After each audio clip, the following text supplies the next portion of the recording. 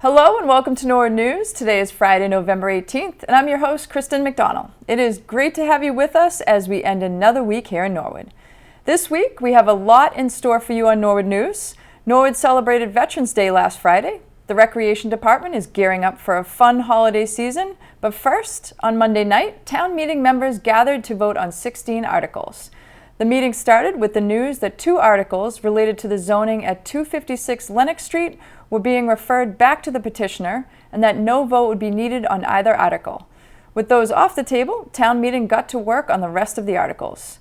The main purpose for calling the fall special town meeting is to approve the capital plan for the upcoming year. Town meeting approved the $14.5 million requested by the Capital Outlay Committee and Board of Selectmen with limited discussion. After that article, town meeting members discussed at length the movement of receipts from the automatic meter reading reserve fund to reduce the need to raise water rates. Former town moderator and current town meeting member David Hearn did not support this article. 20 years ago, that we would collect a fee and we would replace meters on a regular schedule. And 10 years was the maximum life of a water meter. My meter is 21 years old. So my question is, why are we taking money out of this fund that we should have been using over the last 20 plus years to lower water rates, which is really sort of a shell game with, you pay less in water rates, because that's something that has to be voted on by one of our boards. But the money that we were told and that we voted for would be used for this particular purpose hasn't been used. Because I haven't had a new meter in 21 years, and I confirmed that with Public Works the other day. So I question the wisdom of taking money away from a program that we should have been doing and need to do, and putting it to reduce the water rates when we promised town meeting something else in May of 2002. So that is my question, why are we doing this? And why aren't we replacing the meters? Town Manager Tony Mazzucco explained why this article was necessary and how it was correcting past accounting practices. Fortunately, through the body, for the better part of those 20 years, we treated the meter fund as just a revenue to the general fund. We practiced a single fund accounting, and this body has approved the change to that, where we listed all of our expenses on one side and all of our revenues on the other side, and they never actually tied together. The purpose of moving to an enterprise fund, as we have, is to finally actually tie our meter fund to the actual cost of replacements of meters and running the back-end system. So for 20 years, this body's approved budgets where it was just a revenue to the general fund.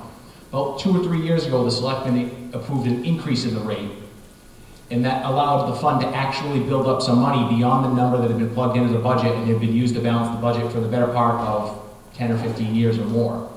So by doing that, which is actually Article 11, we're taking money out of that fund to spend on the actual replacement of meters. When the budget has been built, both for this year, for last year, and going back 10 or 15 years, it's always been treated as just one revenue. When the town would replace meters, whether it was the money in the water sewer budget, or there have been some small borrowing, it was always just assumed that, well, we collect the meter fee, so if we have to borrow money or spend free cash on meters or other related replacements, it's there. We have never tied them directly together. We are finally almost at the point of tying them directly together. And to your point, should the money go to the meters and not to the water rates? Sure, we're trying to clarify that by moving everything into a single fund. But as I said, Article 11 will actually take the money that's in the fund out to actually begin replacing water funds. Now, to your other point that you made earlier, should it have been used on the meters and not the rates? Sure, we could have gone back 15 years ago and done that differently. It is, to a certain extent, 6 one way, half a dozen the other way, because the water rates or the tax levy would have otherwise absorbed that cost increase. I agree with you that it hasn't been great accounting. That's why we're moving to an enterprise fund to actually finally clarify it. This year, incidentally, is the first year we are properly having the water sewer department actually pay the light department for its portion of billing, as an example. So we are cleaning up long-standing accounting practices that were not best practices, and we're taking another step. Article 10 is just a technical correction to the budget that was approved in May, and if it were to not pass, it could certainly not pass. It would just be an increase in the water rates in the middle of the year to adjust for it. Town meeting members voted in favor of moving the funds. Following that vote, town meeting spent almost an hour debating the purchase of 3 properties on Washington Street adjacent to the Coakley Middle School and Haas parking lot. Board of Selectman Bob Donnelly explained his thought process in supporting the article. I can report that when this was first surfaced, I had my doubts. Much of what I'm hearing tonight I came to my mind as well. Upon further discussion and a little more information coming to the table, I've come to the conclusion that these purchases are worth our investing. It did not come out of left field. And, we did have a discussion. I was not on the Coakley Middle School Committee last year, but there was a discussion last year. Not a formal vote, but certainly words were expressed when the plan came up for a discussion that if the time was right, it would be an opportunity that the town should not pass up to purchase these properties. Given the investment of $150 million for the Coakley Middle School, the new fields are going to be there, the fact that we're going to have a 25% increase in student population on that land, as well as the $4.5 million that we are now investing, or probably will be investing in next year's capital plan for the Haas pool. This is a very active part of town now. It will increase and become more so in the future. So it may seem speculative, and I don't think it causes a leap of faith to say that where these properties are, adjacent to the recreational areas that are so desirable in this town, the fact that we do have a $150 million project going on there for construction of a new middle school, it doesn't take a leap of faith to say that there is not value for the town to acquire these properties. Now, as for timing, the reason it is timing for now is because they are available for purchase. If we do not purchase them, if we vote this down, those properties could be going on to sale to another property owner, and we will have lost our opportunity to acquire land that could be valuable for recreational and educational purposes. Yes, they are to be determined, but it doesn't take a leap of faith to realize that they have great potential. So I stand by my vote, and I still support it, and I would advocate that the members vote favorably for these purchases. At the end of the debate, town meeting voted to approve the purchase of 2 of the 3 properties. 2 owners had reached tentative agreements with the town. The 3rd owner has not shown any interest in selling to the town. Town meeting wrapped with a vote to approve $250,000 to develop a master plan that would help guide future decisions made by all town government officials, employees, and town meeting. The full town meeting is available on the NCM government channel and on demand at norwoodcommunitymedia.org. If you've been in the area of Norwood Hospital, you've obviously noticed that the demolition has been cruising along. NCM was on the site with President Sal Perla, who provided an update on the construction phases for building the new hospital. Hello everyone, Dr. Sal Perla, President at Norwood Hospital, and we are live today on site at the Norwood Hospital construction project. So I'm here today to provide updates, and we are going to start off on what we have accomplished so far year to date. And as you can see behind me there's lots of piles of rubble and debris.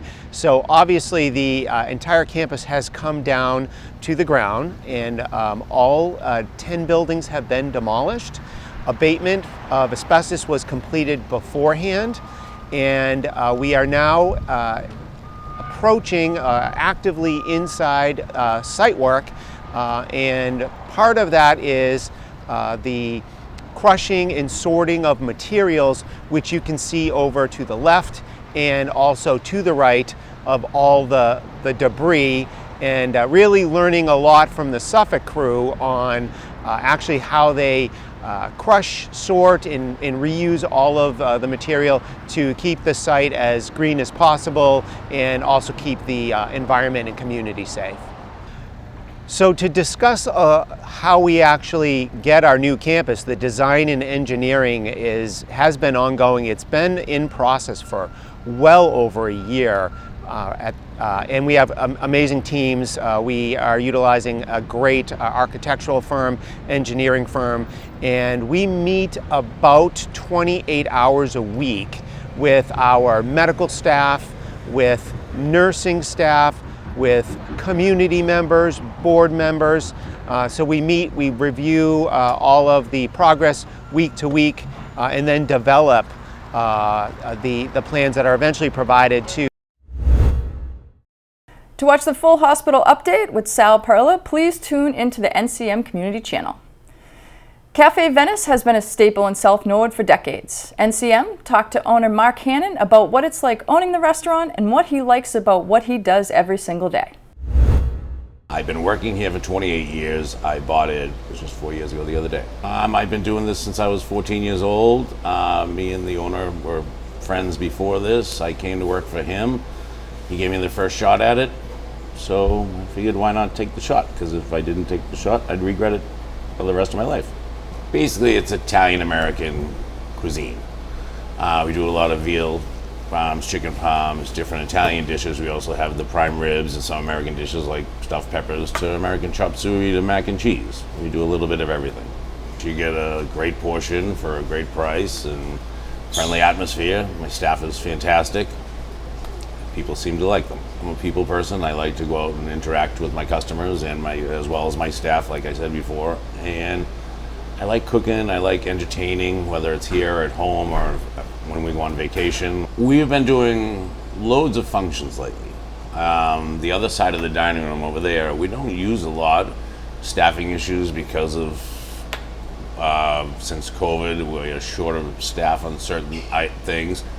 And since that has broken up a little bit, I use the other side strictly for functions. I've done weddings over there, christenings, what have you. I had I think it was the whole football team down here, so they took up both sides for the party at the end of the year. I think it was the football team, I forget. There has been lacrosse teams and whatnot in here. Like I said, I've had two weddings over there. Well, one reception and one actual got married here. Football Sundays, we do have special items that we offer at a reduced price. A lot of times it's like sausage, a sub with peppers and onions like you're at the game. Sometimes it'll be chili cheese fries, sometimes it'll be wings, sometimes all of the above, sometimes a steak and cheese sub or egg rolls at a reduced price to get them in, watch a game, have some fun. They get a smaller portion, smaller price. It's just something to munch on and have fun while they watch the games. Like many new owners, Mark made big changes to the restaurant once he took over. I took all of this dining room and everything down to the studs and re-welded, ripped the rugs up with flooring in, the boots, the tables, same with the bar area, ceilings, bathrooms. I mean, yeah, it was a big to-do. Mark says business is going well at the Venice, located just a few minutes from Norwood Center. Down here's a little less, it's called South Norwood. So Uptown gets a lot more recognition than some of the small places like this, because I'm the only one down here. It's off the beaten path. So it's a little bit of a struggle because people come to Norwood, they go into the center. They don't necessarily come down here unless they know about it or hear about it through something like this. The Venice is in the process of getting their website updated, but they still do a lot of posting on Facebook about their daily or weekly specials and upcoming events. We don't have like a Google site. We do a lot of our stuff via Facebook pages. We're still working on getting like a website up there. There's a Google page, but it's the old owner's Google page, and I don't know how to change that. We're working on getting a different website for that. But the specials are posted each week, sometimes daily, sometimes for the next 3 or 4 days, and it all is via social media, Facebook, Instagram, stuff like that. If you are searching for a cozy Italian-American restaurant, then look no further than South Norwood, as Mark and the rest of the Venice staff are looking forward to serving you quality food for a good price. We'll be right back with Sam White from the Recreation Department, and Selectwoman Amanda Groh shares how she saved money in her own home with simple energy updates.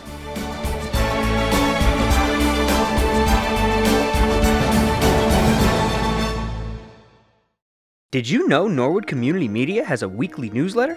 If you are interested in signing up, all you have to do is go to our website, norwoodcommunitymedia.org. Once you're there, scroll to the bottom of the page and click on the Sign Up for Our Newsletter button. All you have to do after that is fill out your first and last name, your email, as well as your zip code. Once you press send at the end of each week, you will have our newsletter in your inbox, ready for you to catch up on all things Norwood. Last week, NCM talked to Norwood energy advocate Julie Barber-Iser about the reasons for small businesses to be more energy efficient. This week, we talked with her, as well as Norwood Selectwoman Amanda Groh, about how homeowners can not only be more energy efficient, but also save some money at the same time. Homeowners can look into energy efficiency so they can really realize some of the cost savings if they can lower their utility bills. A lot of items like air sealing, which would seal up the gaps along your windows and doors, can be done at no cost to you. And then something like insulation can be done at a steep discount. So it can really save homeowners a lot of money, and then it's also good for the environment. Norwood Selectman Amanda Groh was one of the homeowners in town that looked to improve her energy efficiency. Groh had a geothermal heat pump installed at her home a couple years ago, and currently through Mass Save, homeowners can save a decent amount of money if they're looking to install a heat pump in their own homes. Currently, through Mass Save, homeowners can get $15,000 off the cost of a geothermal system like Amanda's. And then other heat pumps, there's a variety of different heat pumps that fit different homes and different budgets.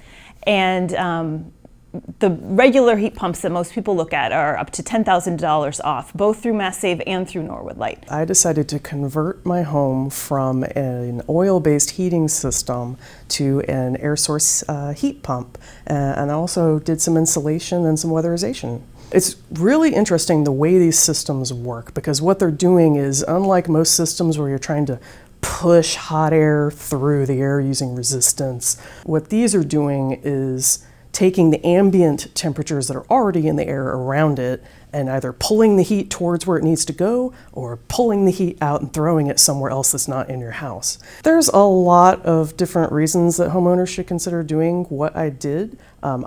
Originally, it was for me all about the carbon footprint. But what I've found is I have a lot of cost savings, a lot of just actual energy savings, and even increased safety benefits. Added safety in her home wasn't the main reason for going more energy efficient, but Amanda says it was a welcomed add-on.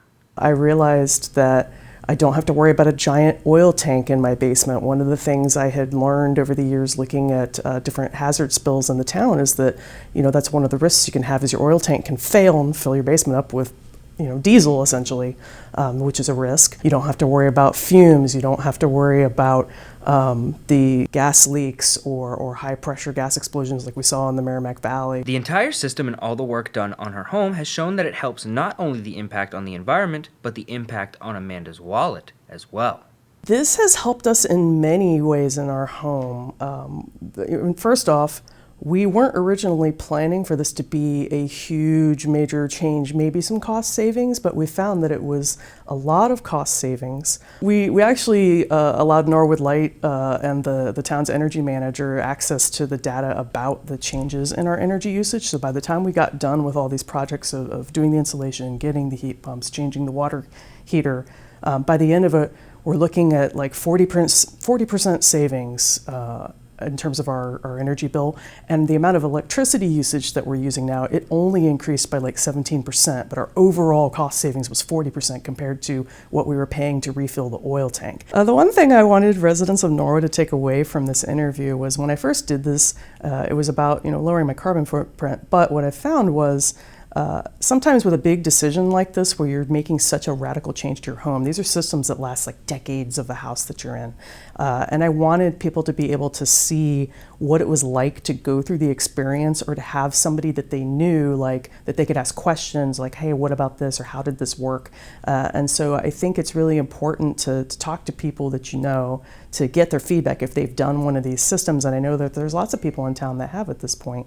And so especially as the incentives have been increasing, there's a lot of really good savings. If you're going to make a big change like this, that now is a really good time, and lots of us are willing to answer questions and put out data about our usage so you can really understand what's it like here where I live here in Norwood as opposed to some abstract place somewhere else where people are doing this. It's like, this is what it's like here in Norwood. Even though Amanda was one of the homeowners to have the heat pump be one of the first things installed, now residents have to start with a home energy assessment and get weatherization and insulation before they can get their rebate on a heat pump. If you are looking to get started making your home more energy efficient, you can start by going to masssave.com/NSW or norwoodlight.com/rebates. You can also call Mass Save at 781-536-9864 and email jbarbarisa@norwoodma.gov with any questions you may have. The Recreation Department has an exciting holiday season planned for residents. Everything from a holiday lights contest to a trip to New York City. Program Coordinator Sam White has the details. Hey Norwood, Sam White here, Program Coordinator over at the Norwood Recreation Department. Just want to fill everyone in on a couple events that we have coming up in the next few weeks. Starting off on Sunday, November 27th, we have our holiday extravaganza out on the town common. We will have hay rides, caroling, hot chocolate, and much, much more. So we'd love to see everybody there. Following that, we have our New York City bus trip on December 3rd. We could fit at least 11 more people on the bus. So we'd love to see some more people sign up. Bus pickup will be at 5:30 a.m. here at the Civic Center, and drop-off will be around midnight. We will be dropped off right in the center of Rockefeller Center to do Christmas shopping and anything else you'd like to do that day. Following that, we will be doing our holiday light contest. We will be picking top 3 winners of people who have the best lights in town. If you would like to be involved with this, you can always email Marie Duffy Kidd, which is mduffykid@norwoodma.gov. We are also working on our spring program guide that will be available for the community mid-January, and registration will begin January 25th. We do have a plethora of new programs, also bringing back our traditional programs, and we hope to see you there. Last Friday marked the perfect day to celebrate Veterans Day here in Norwood. The weather was warm and the skies were clear. The annual parade made its way from the Ball School to the town common, where Norwood honored its veterans. Director of Veteran Services, Ted Mulvihill, surprised the crowd with a special treat.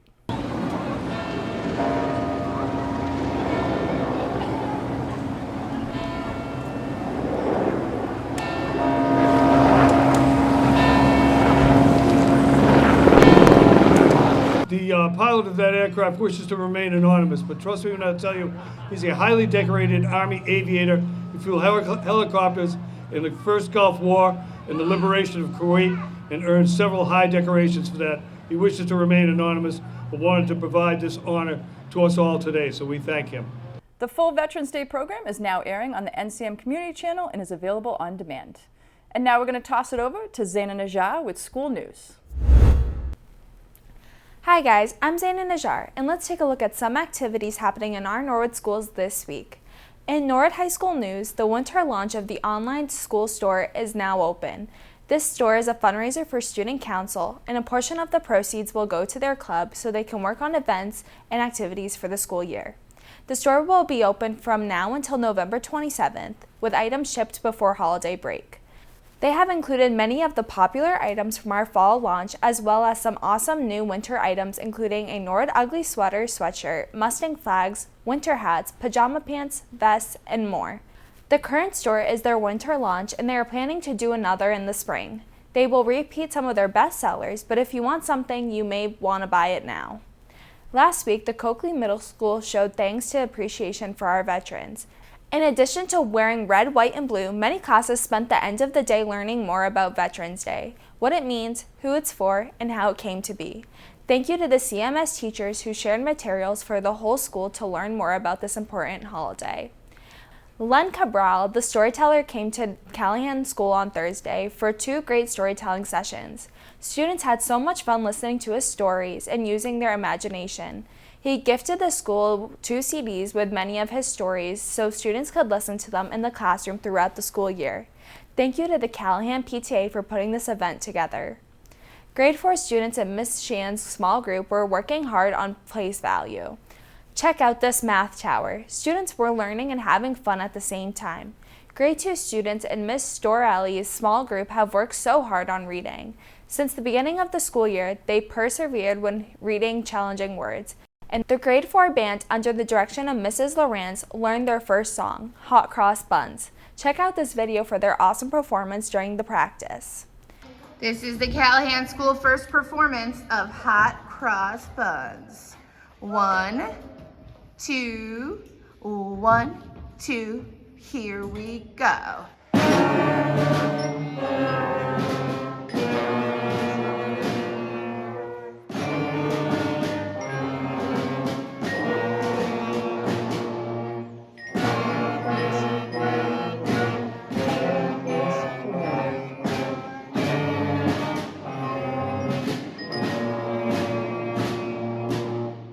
The students at the Cleveland School were so excited to go to the book fair on Thursday. This is the second year that an unlikely story has come to the school for the book fair. They bring a variety of books for the students to look through and explore. The PTO works with the students to create wish lists, and parents have an opportunity to shop during parent-teacher conferences. At the Prescott School, it was all hands on deck. Principal Brian Riley ran a first grade center on rhyming words for their reading center targeted instruction time called Walk to Read. Small group instruction is when you teach the students in small groups ranging from 2 to 6 students. It usually follows whole group instruction, and there are many benefits of small group instruction. It is effective because the teaching is focused on the needs of the students with the goal of growing their academic skills. Principal Riley said it was the highlight of his day, and it was so much fun helping out the first grade during their targeted small group instruction. Our first grade teachers have worked hard to identify what students need and tailor instruction to meet those needs. The Little Mustangs Preschool Academy welcomed families of pre-kindergarten students during this annual Learn About LMPA event. Families had an opportunity to meet the LMPA staff and tour classrooms and shared spaces. Applications for the 2023-2024 school year were also available and are now live on Norwood Public School website. What a wonderful evening seeing so many little Mustangs and their families excited to make LMPA their school community. If you have a child who will be 3 years of age by August 31st, 2023 and are interested in learning more about the LMPA and application process, please visit the Norwood Public Schools website or reach out to your Little Mustangs administrative assistant, Amy Carr, at 781-440-5802. Applications are due on January 6, 2023 before a lottery for peer role model spots. Well, that's it for school news. The students are always learning, and thank you to all the educators who share their news with us. Now let's send it over to Ron Marshalsea with your latest in sports news. I'm Ron Marshalsea, and this is your sports update. On Sunday, the cross-country team ran in the Division IIA Championship, and senior Dylan Hamway finished in 13th place out of 169 runners. Hamway will be running in the state meet next week in Devens, Massachusetts. Good luck, Dylan. The football team lost a tough matchup against the Natick Redhawks last Friday, 36-13. The team is looking to end their season with a win on Thanksgiving morning when they take on the Marauders away at Dedham. Speaking of Dedham, we want to wish good luck this weekend to our Thanksgiving rival. Both the boys and girls soccer teams are playing in the state finals, and last spring the Deadwood Co-op lacrosse team was able to create some high school friendships. Also, the principal of Dedham High School is an NHS alumni and member of the Hall of Fame, Jim Forrest. So good luck to the Marauders. NHS grad Sean Quinn, a freshman on the Plymouth State football team, has caught up with some teammates this past season. Here he is with Danny Aloyde, a defensive lineman at Framingham State. Then he headed down to the Canal and caught up with Mark Murphy, the starting quarterback for Mass Maritime. And here he is with Joe DeBlasi, who plays tight end at Westfield State. NCM is always looking to showcase Norwood athletes who are continuing their sports careers. So if you have a good story, or even just some pictures, we'd love to showcase it here on Sports Update. There was a big game under the lights at Norwood High as the Norwood Bolts and the Mansfield Hornets faced off to play in the 8th grade Girls Soccer Division 3D season finale. It was the first opportunity for the girls to play under the lights, and it was a very close game. Norwood dominated in the second half, but unfortunately Mansfield won the game 1-0. The future of Norwood High girls soccer looks very promising. And finally, the Massachusetts Basketball Coaches Association held their Hall of Fame banquet this week, and during it, Norwood High School and Norwood News' own Kristen McDonald was named one of the boys' Division II Coaches of the Year. Congratulations, Kristen, and all the coaches who were recognized and/or inducted at the banquet. And that's all I have for this sports update. I'm Ron Marshalsea. And Norwood News will be right back after this break. You're watching Norwood News only on Norwood Community Media.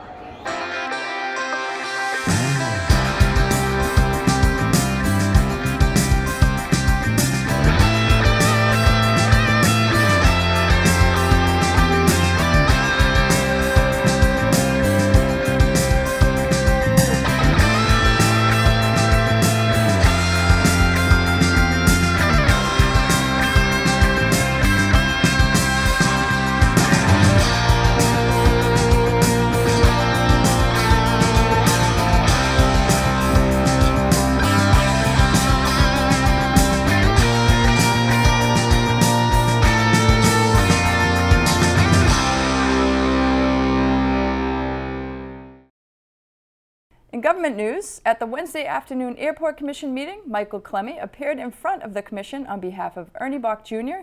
to request permission to hold a function at his hangar located on airport property. Mr. Clemmy assured the Commission members that there would be a police detail and private security. These same procedures were used for previous events hosted by Bach, like the 2017 concert by Aerosmith guitarist Joe Perry. The Commission approved the request unanimously. The Airport Commission will meet again next month. Wednesday night, the school committee met where they voted to approve 2 school trips which were presented by Fine Arts Director Jeff Kerr. The first was the Student Television National Convention in Long Beach, California. The second was the National Honor Choir trip to Cincinnati, Ohio for the American Choral Directors Association's National Ensemble, where 4 NHS students will be part of and perform with students from all over the country. Good evening. Thanks for having me in my first official role in front of you as Director of Fine Arts. And it's to present 2 field trips to you. We'll start with the Student Television Network one. Pam Schneiderly is looking to lead that. It is a field trip that has been done in the past. It's a national convention that focuses on student television production and the field. The information has it going to Long Beach in March of 2023. It has the students, I know that Pam is still working on a finalized list of the students, but it's approximately 14 students, 2 adults attending the convention, and I know the packet for this is slightly different than the packet for the ACDA one, and I'll talk about that. STN does provide in the back of the packet the information as far as what the student costs are, which includes the hotel, the air, the registration, and all the information is fairly self-contained on this one. Again, they have gone in the past. It's a great opportunity for our students to not only experience something that they love doing here in Norwood with students from around the country, but it also continues to connect them with that pathway of information that is so important to get them in touch with outside of school. So it gives them practical experience for this craft. So, all right, the next one is for a wonderful experience for 4 of our musicians. This is American Choral Directors Association has a national ensemble, and in order to gain access to this ensemble, you have to audition. There were over 4,000 students from around the country that auditioned, and 4 of our musicians from Norwood received entrance into this festival. And it's in Cincinnati this year. It is over February break. And Ms. Hartnett is leading this trip with the 4 students. One of the nice things about this trip is I sat with the PMA last night, and they were able to offset the cost for the students by $350 a piece and paying for their registration fee. So that would be anything that would take place at the convention itself. For the student perspective, they are in rehearsals all day. They wind up having usually guest performances at night, so they'll sit in a concert and learn that way. The teachers and the educators have a conference where they'll sit throughout the day. Again, network, and they'll have sessions that are specific to choral directors, and this is a special conference because when you have a music conference, it's not all about vocal. It's not all about choral technique. It's not all about pedagogy. But this specific one is completely geared to the choral experience. The committee also voted to allow the hybrid meeting option for their traveling school committee meetings after voting against it a few months ago. This is because they now have the OWL camera, which makes it easier to have a hybrid meeting if needed.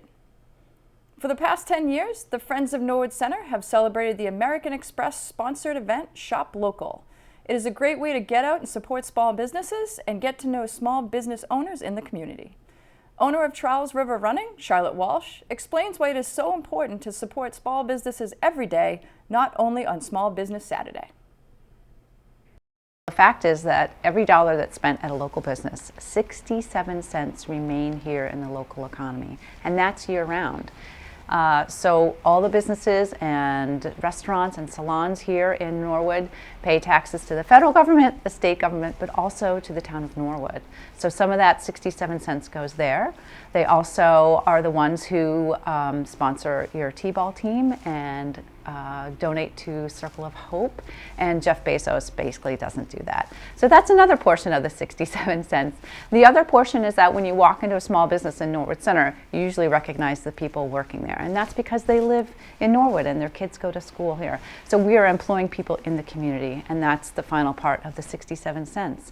So not only is Small Business Saturday a great day to come down and support Norwood Center businesses, but really all the days of the year. Sure. Small Business Saturday always is the Saturday after Thanksgiving. So this year, like years in past, we're having a scavenger hunt, and folks can pick up a postcard here at Charles River Running or at any of the other 30 participating businesses.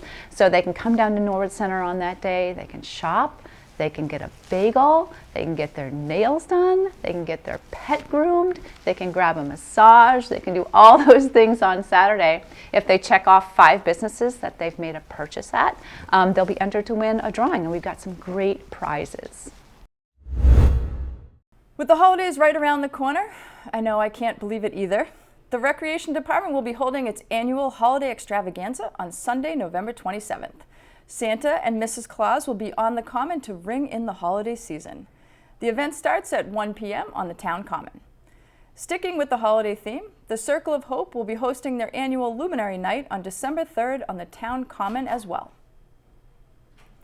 Well, that's all for Norwood News. To stay up to date with Norwood Community Media, follow us on Facebook, Twitter, and Instagram. As always, thank you so much for watching. Have a great weekend.